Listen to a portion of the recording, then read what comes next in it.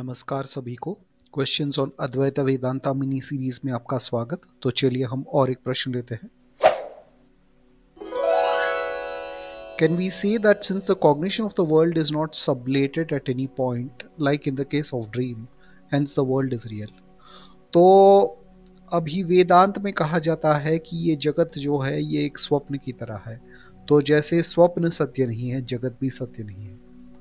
तो अगर ऐसा है तो जैसे ये जो सपना टूट जाता है, तो वैसे जो है ये जगत का सपना तो कहीं टूटता नहीं है।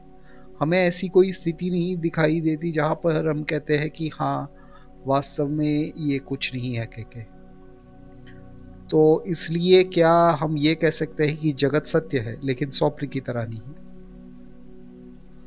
तो इसका समाधान ये है, इसका समाधान मैंने पहले ही दे चुका हूं, लेकिन फिर भी मैं इसको एक अलग तरीके से देता हूं। तो पहले ये है कि अद्वैत के अनुसार सत्य वो है जो हमेशा रहता है, जो स्थायी रूप से रहता है, वही सत्य है। ठीक है। और स्थायी रूप से रहने वाला क्या है? स्थायी रूप से रहने वाला साक्षी आत्मा है। ठीक है।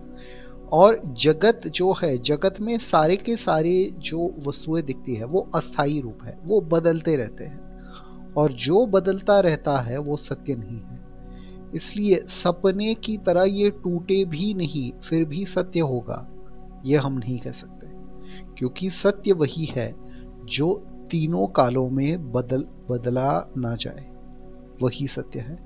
और जगत जो है वो तीनों कालों में बदलता है। और अगर आपको इसके बारे में और विवरण चाहिए तो जो मैंने सत्य और मिथ्या के बारे में बेसिक्स ऑफ अद्वैत वाले प्लेलिस्ट में बताया है, एक बार उसको देख लीजिए, आपको उसके ऊपर जो है क्लैरिटी मिल जाएगी। तो ये था प्रश्न का समाधान। और एक प्रश्न से मिलते हैं, तब तक के लिए अलविदा।